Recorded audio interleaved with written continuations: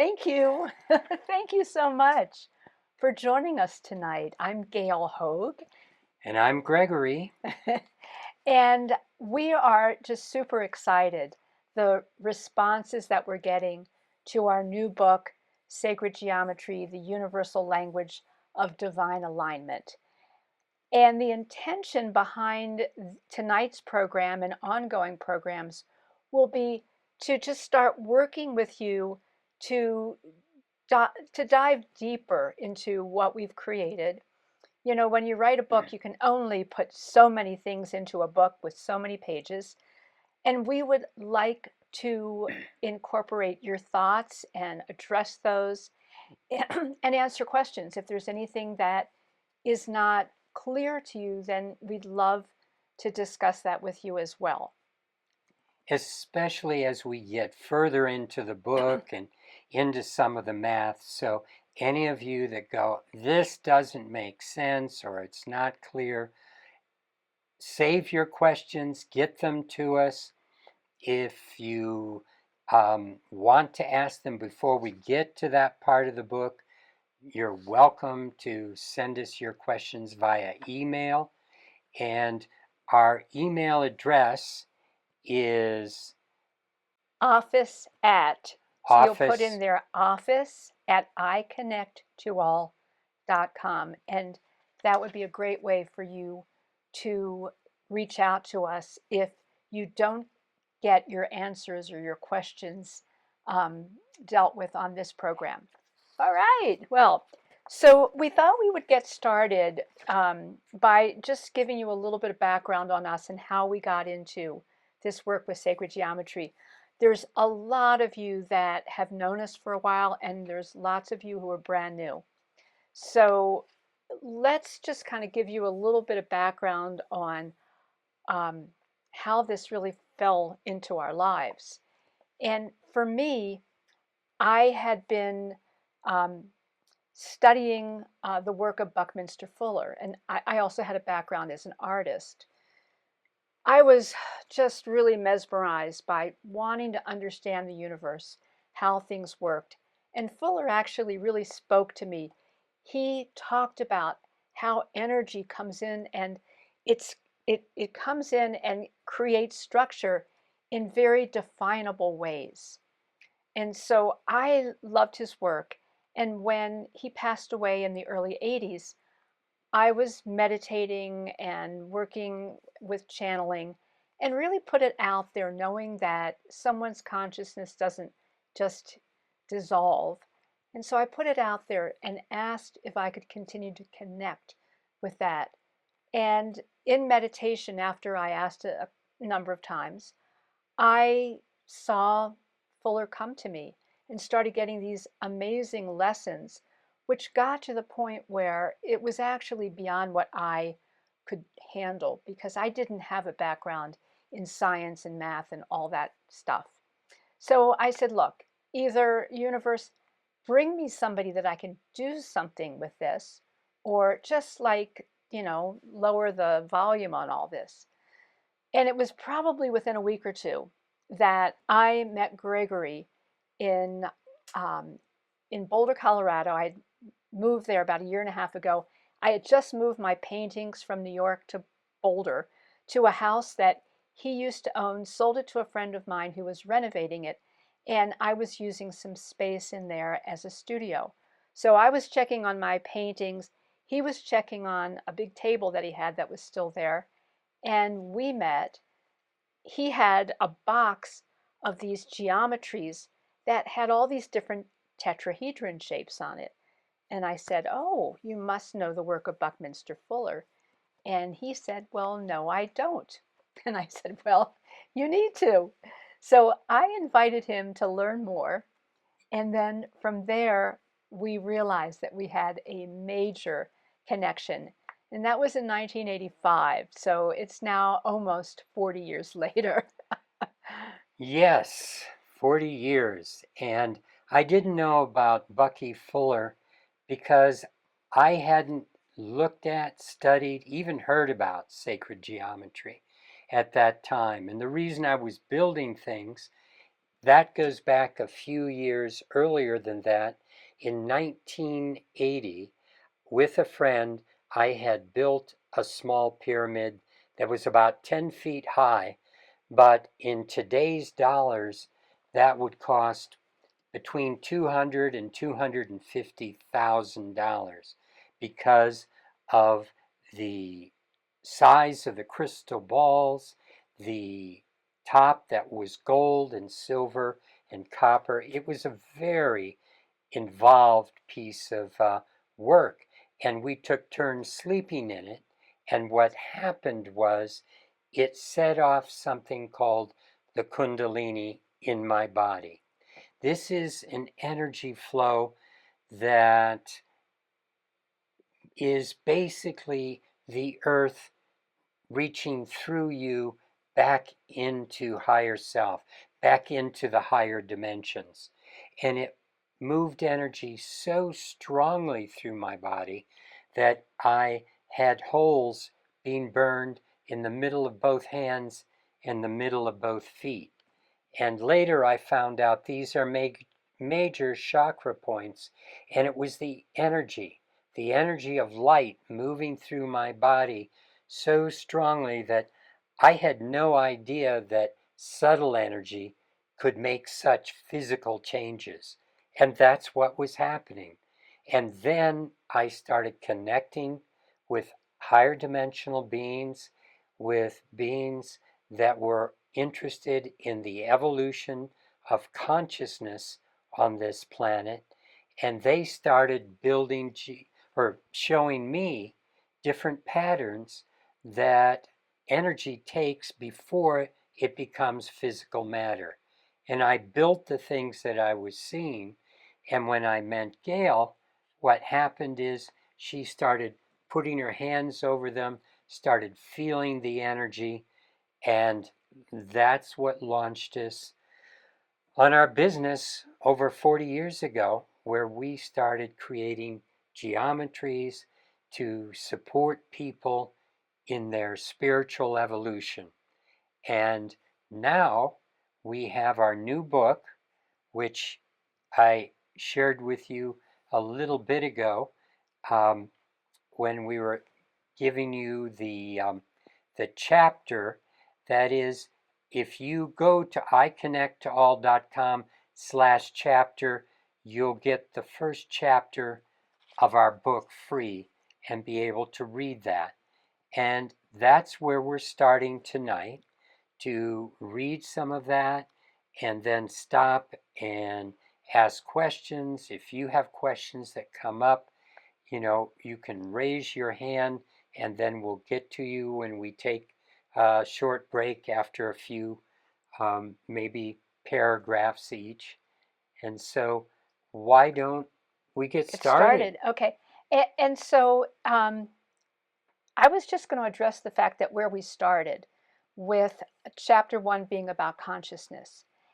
And there's a couple reasons for that. One is that both of us, the underlying reason for everything that we've been doing and purpose has been about evolving consciousness.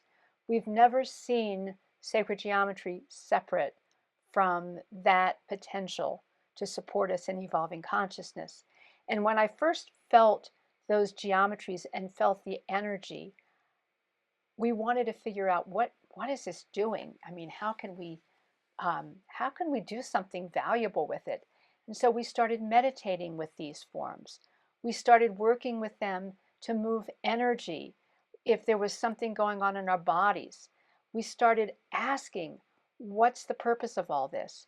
And over again, we were led to the fact that this was something that we could work with on a conscious level to evolve consciousness in ourselves, each other, the planet, all of that.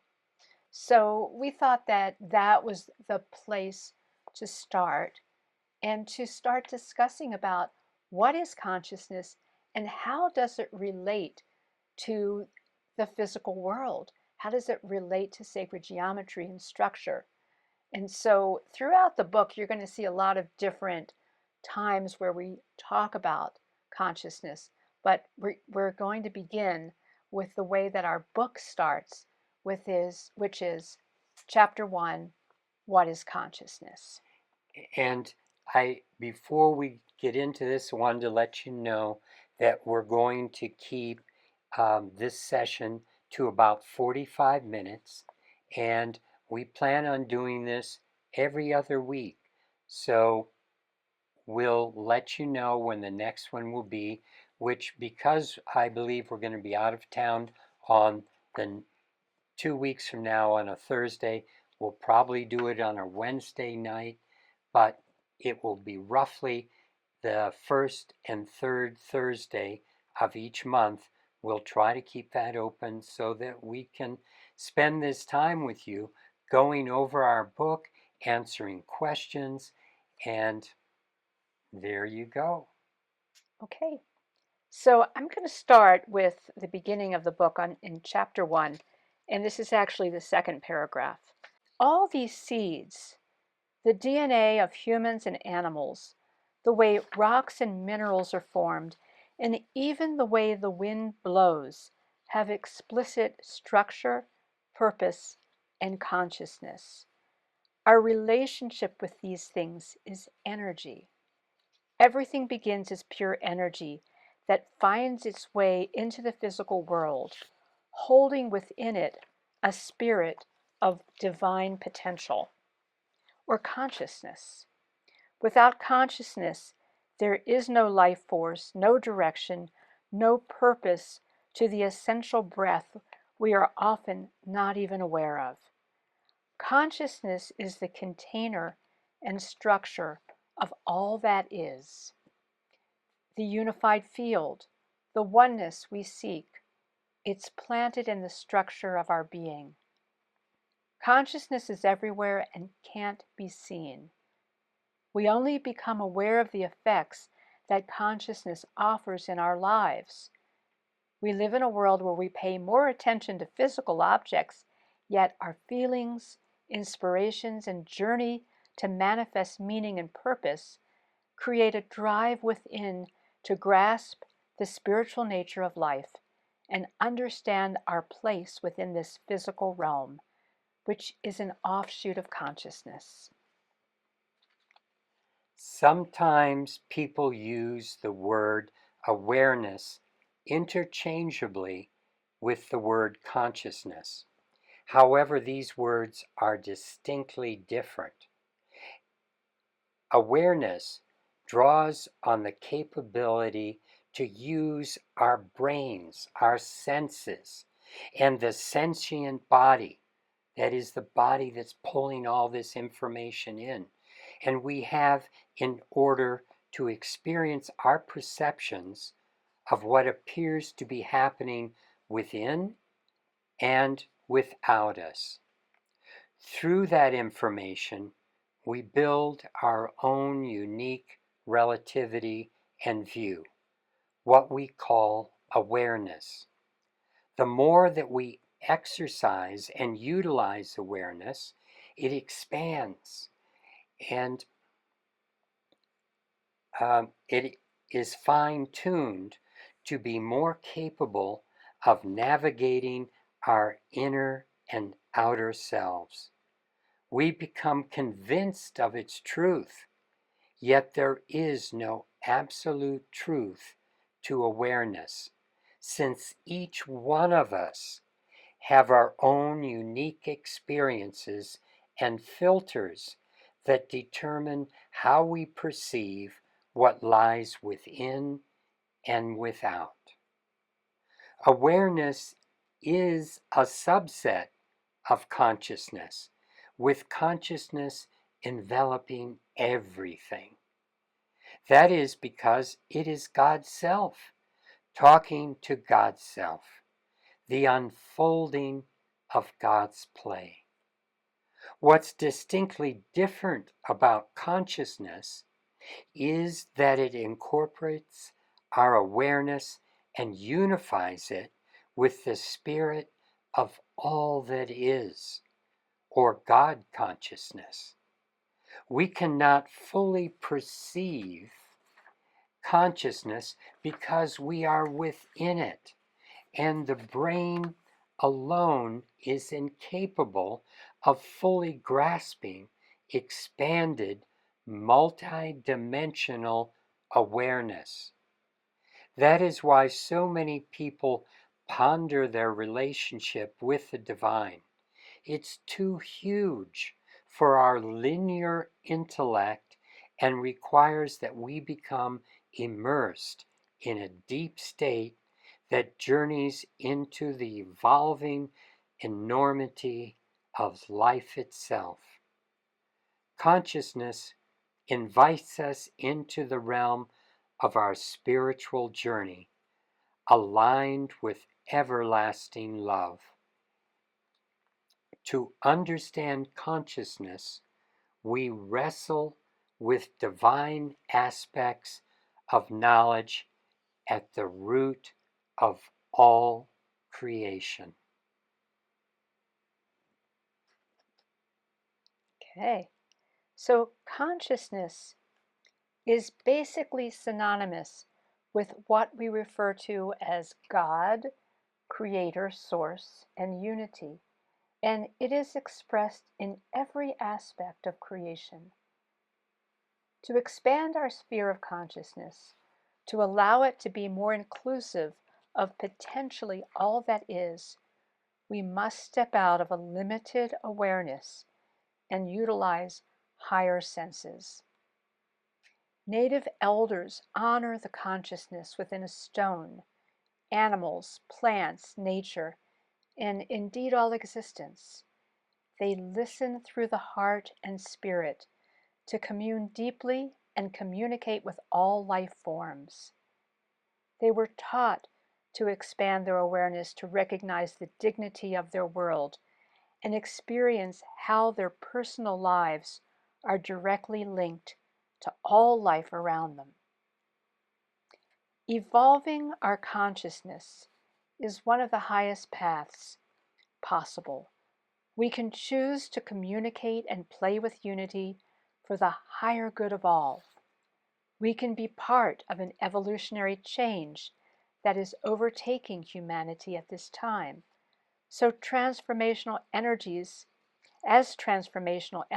flood our planet, solar system, and universe. And I'm sure you're feeling all these energies that are really pretty amazing right now. Most importantly, this is a time within each of us that has the opportunity to understand how we can participate with this energy that we are calling consciousness and engage from our soul, heart, and from the essence of all living substance.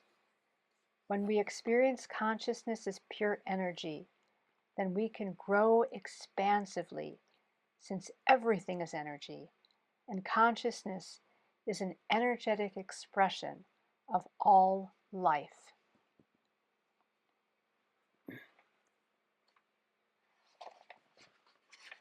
Consciousness is the creative force, the spark of all truth within all aspects of creation. As everything is being drawn back into unity from which it is birthed. Ultimately, consciousness can be understood as the source of everything in our reality. This may be the most important time to be alive, to expand your consciousness and allow the God spark to be expressed through your life. We are more than just this physical body and personality that we see looking back at us in the mirror. That personality may seem to be caught up in trying to survive in this world with the most comfort and the least pain. What is the aspect of us that is drawing us to something greater? It's consciousness awakening. Awakening within us, pushing the boundaries of what we experience as our reality. We often use the metaphor that we are like an iceberg, because like an iceberg, only a small percentage of us is seen. The majority of the iceberg is hidden underneath the water and is totally invisible to anybody in a boat passing by. Shall we go on and talk about the iceberg? Let's do it. I've just put up the image from our book. All these images that I'm going to be sharing are found in our book. And for those of you who are reading the book physically and want to see these images in color, you can go on our website, and we have all the images listed in color as well. And it's under iconnectall.com/book. And then there's a place that you can get into the color images. I'm just seeing something here that somebody is asking. So, do you not make the distinction between consciousness and universal consciousness?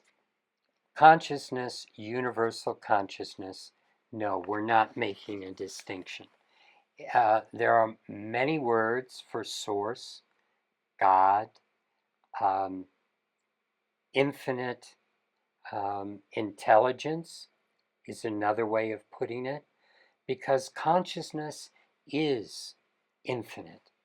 And so universal consciousness is, in a sense, simply bounding it by a universe, because consciousness goes far beyond this universal reality, because there are multiverses in existence beyond what we can perceive. And even what we perceive is infinite from our perception. So let me say something here too. I think that we spend a lot of our time, the way that we've grown up and the way we've been educated, to think about what is our consciousness? What's our consciousness about? And going into the individuality as opposed to the universality. And so, what we're really looking at here is that when it comes down to it, when we're moving into a multidimensional aspect of our being, we are really moving more into that universality, the oneness. And our individual consciousness can only go so far. When we open up to those higher realms, that's where we start getting into some of those larger expressions of consciousness and connect with what the universe is holding for us. And in sacred geometry, we find that everything that is created in the universe is founded in consciousness. And really, when it comes down to it, that consciousness is an expression of love. And so that's kind of where we're coming from, if that helps with the answer to your question. And we have to be careful of word picking all these things, because, in all honesty, everything that's spoken, everything that's heard, everything that's written, and everything that's read is something that's relative. It is always a metaphor. It's never an absolute truth. That exists only on the highest levels of being, and that's what we're referring to as soul, those higher levels of consciousness, higher self, source, and God. And here's a great comment. I experience consciousness strongly at certain times, which is when I'm in a deeper state. How can we be more immersed in it during our daily life? That's a great question. And that is definitely something that's compelled us to do the work that we've been doing these 40 years. Personally, I have found that working with geometry, sacred geometry, is amazing because it creates that resonance with the way creation happens. You know, we start out all as just pure energy, and then we come into a state of form in this physical realm. And yet, as we're going to go into this a little bit, um, that's just the tip of the iceberg. The majority of who we are is the unseen. It's that it's that expression of that higher intelligence. So when we work with sacred geometry tools, and the way that we've created them all of these years is using the principles of sacred geometry to get us closer to the capability of resonating with all that is.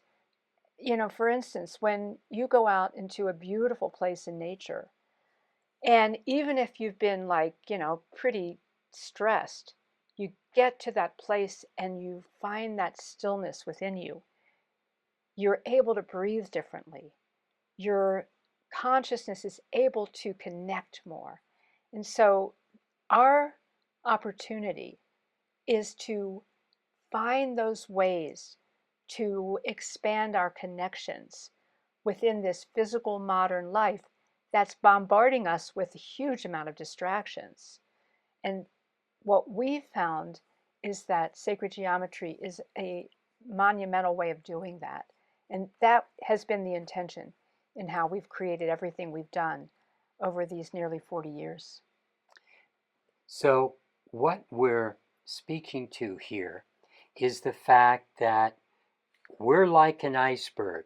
What that means is right down at the bottom of this image, and I flipped it over because I wanted to show that the 3D physical part of where we exist, the stuff we bump into, that happens really last in the sequence of the flow of energy from higher self. So soul, source at the top, which in this case is the iceberg flipped over, energy is flowing from there through all these different dimensional realities. And so the way we become more connected to source, more involved with our soul, with a higher aspect of our mental body, it's by expanding our awareness from this bottom tip of the iceberg, the place where we're bumping into stuff. And that's what science has shown us as far as energy goes and physical matter. Physical matter is only a small, small, small percentage of all that is. And so if we are only focusing on ourselves and this world around us, that's going to limit our understanding, limit our vision. Meditation is one of those things every day, even though we have these tools and we're in a space where we don't have much interaction with other people during the day because we live in a beautiful piece of land with 100 acres or so around us of nature. But still, we meditate to make that connection. We work all day working with these tools. It's a tool because it doesn't do all the work for you, but it helps you leverage energy.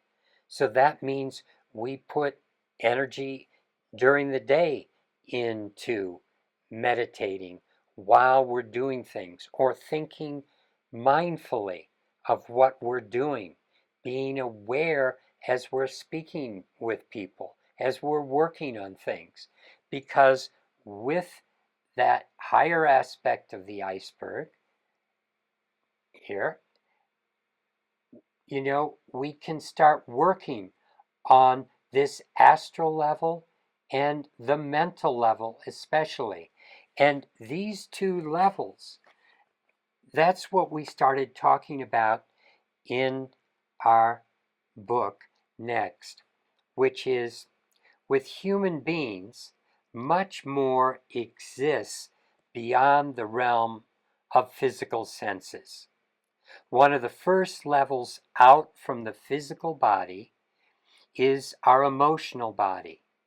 So your emotions, even though we feel them inside our body, they exist around us in a field that is part of our aura. And some people have expanded their visual acuity into this realm and have the ability to see colors around a person that reflect their emotional state. So your emotions are going out, they're interacting with other people. I've even experienced being in an auditorium where I'm speaking, and if you look into the audience with a little bit of clarity, higher clarity, you can see that people with similar fields, similar emotional issues, similar mental issues, are attracted to each other and end up sitting next to each other. It is really interesting to watch because we're all connected and we work on these energetic levels and we don't even realize it. What attracts us to another person? It's often a reflection of our own energy field because they're resonating with a similar energy field.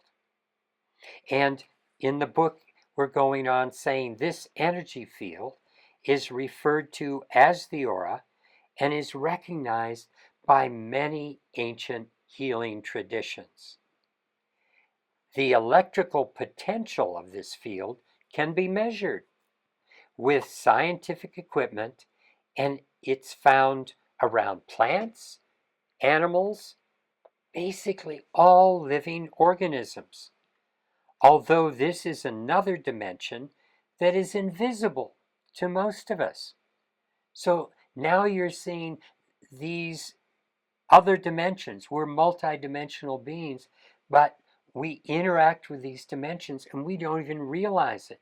And this is one of them because most of us, don't see another person's aura and see what they're going through. But we often, as I said, I saw people sit next to each other. We are attracted to it, whether we know it or not, which is why sometimes, well, it's interesting how animals and children are attracted or they're repelled by certain energies, and you can watch that happen. Although this is another dimension invisible to most of us, we still feel it in our bodies, and we describe it as feeling our emotions. Even though we feel them, we may not recognize and manage how they're interacting with our body and the world around us. By evolving consciousness, it is possible to work with this invisible part of ourselves by incorporating a higher, more complete view of the emotional body. We can become masters of our emotions rather than sometimes feeling victimized by them.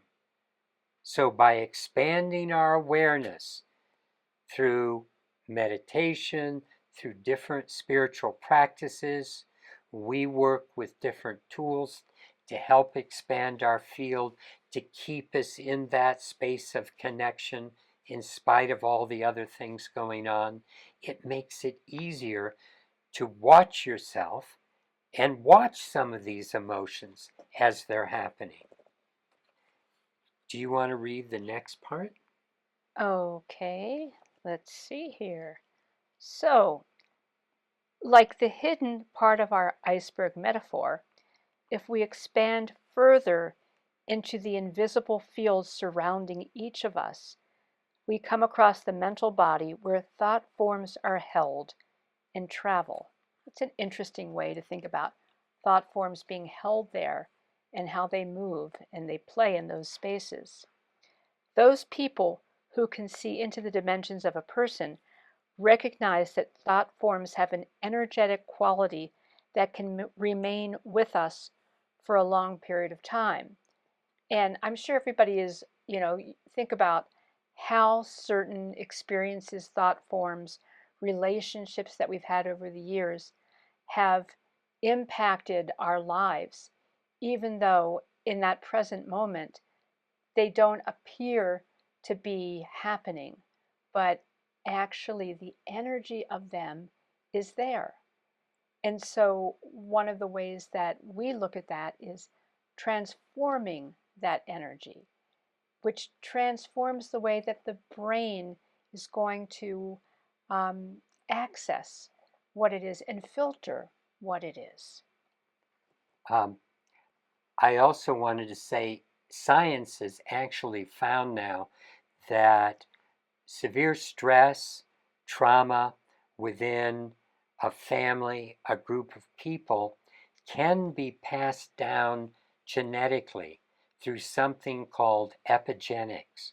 So there are aspects that ride on the outside of a DNA molecule that are capable of carrying forward extreme thought forms into generations, that it could be even many generations before it shows up again. Yeah, So there's this a lot of people that are doing work with ancestral healing these days because they realize that we are mhm. carrying those things that we didn't even realize that we had a relationship with, but they are imprinted into our biological matter. So it's not just the people you've met in this lifetime that are part of your physical experience, but you can go back into grandparents, great grandparents, and whole memes and fields that were created in a society that was stressed out that could be carrying down. And so the work that we're doing on ourselves, and then by intention, carrying that work further back into healing some of these things, it's important work. I mean, what we have before us to do, and we can do it because we are amazingly powerful beings. Amazingly powerful beings. Yeah. And so, it really shows us how everything is energy and we can be working with that energy. So these thought forms cloud our ability to see the world clearly because they filter current happenings through old thought patterns from past experiences and perspectives that are triggered and activated inside the brain from the mental body.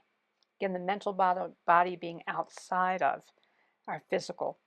The mental body is an aspect of ourselves through which we can learn to master how our consciousness and unconscious thoughts are working. Viewing our thoughts before they become actions or before they come out of our mouths allows us to choose our words more carefully and gain perspective of the hidden elements that are also in play. And that I think is really an important thing with working with these energies. Like, for instance, um, some of you have our pendants and know that the pendants are, they really do the work of connecting us. And one of the things that happens is that we start really relating to the larger part of ourselves so that we're not in reaction. We're not just the physical body reacting to whatever is going on in the moment. Instead, we're present with all of who we are.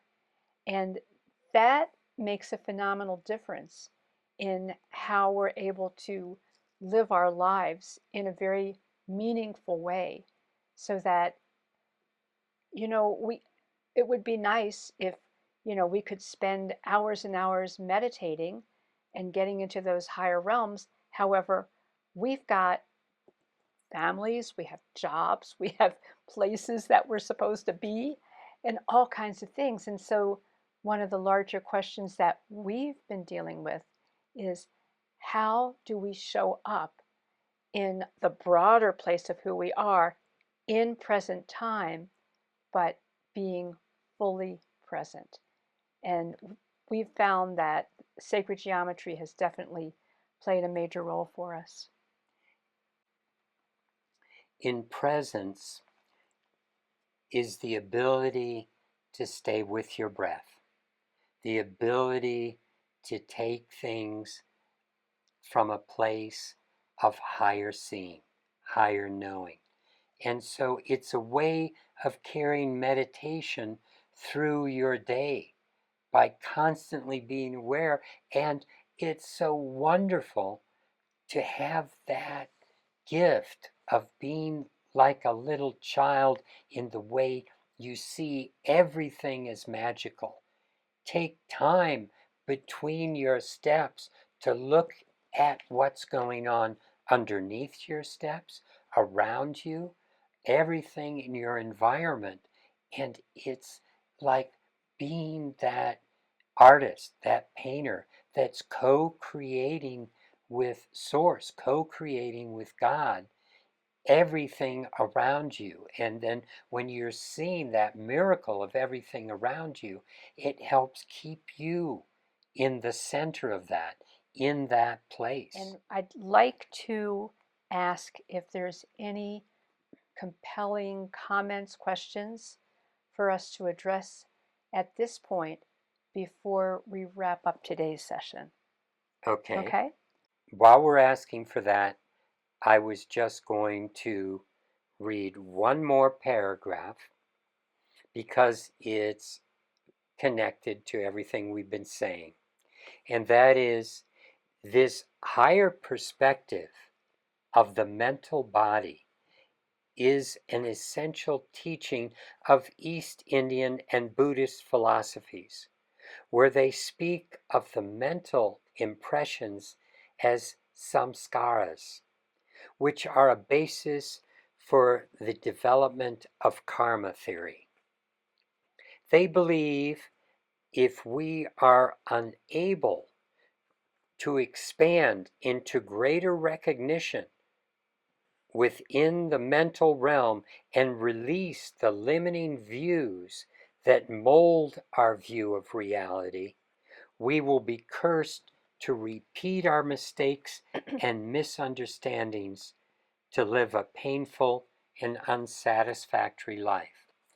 And so, from that perspective, we often think of karma as you do something bad and then something bad will happen to you. You do something good will happen to you. But it's much, much more than that. It's our view of reality. We limit the way we see things and that we work with this reality. And so that limits our perception, and that, in the essence, is karma. We're keeping ourselves small, we're keeping ourselves limited. When people want to expand beyond who they are at the moment into a more fulfilled aspect of themselves, a bigger aspect that's capable of manifesting more, doing more, that's when we need to expand to the level of watching our thoughts and our beliefs and dissipating the limiting ones that no longer serve us, and accepting the energetic, expansive possibility of all that is by moving to that higher level. So it looks like, Andrew, you've got your hand raised. I sent you a message, or I was trying to send you a message to go ahead and unmute. Okay. Oh, good, you Hello. did. Perfect. You are. Great. Yeah. Hello, you two. Hi. This is the coolest forum that I've ever attended for reading a book, because I just finished your book, and suddenly I can have a conversation with the authors in my home. It's just absolutely fantastic. Yay! Where do you live, Andrew? I live in Wisconsin in the USA right now. Oh, cool. Cool. And if I had known about the way you look at numbers and how they fit together and more of the significance, I think I would have had a much more productive time in school. I mean, wow, what a way to present things like the consciousness Ah, and numbers that come up in the beginning and what they do and how they all fit together. Yes. And then, speaking of consciousness, I would suppose one could take it a step further and say that mathematics is. Oh, Andrew, I, we I lost lost you. you. Andrew, we seem to have lost your sound. And we'd love to talk more and interact with your comments. By the way, it's really interesting. Yesterday, we were being interviewed for a podcast. A PhD professor of philosophy and religious studies. And one of the things that he mentioned too was he said, you know, I had such a hard time with things like math and science when I was younger. Just like you said, he said, why couldn't they teach it that way, the way you came across with it? It would have made all the world of difference. And so, you know, but here we are now. And I think that's the thing is that we can work with this to lead our lives and to teach, hopefully, people in ways where things are not just abstract, but they come together. There's integration and meaning and purpose behind everything. And Andrew wrote a comment that he's excited about really getting into the universality of mathematics. You know, we really look at it as everything should have a connection so that we can understand it in a way that enhances our Mhm. awareness, our curiosity, our consciousness, and our ability to be all that we are. So, everything will be recorded after the sessions. We will send out a link. So if you're not able to make all of them, then know that if you're signed up, then you will end up getting the link. So we'll post them on our website and on YouTube, all of these sessions. Thank you so much for joining us and for reading our book. And think about questions that you would like us to address. And if you want to send those to us before the next session, that'd be awesome too. And I am really delighted and thank you for Me joining us too. tonight. And blessings and love to Thank all you. of you. Thank you. We're making a difference in the world. All of us. Thanks.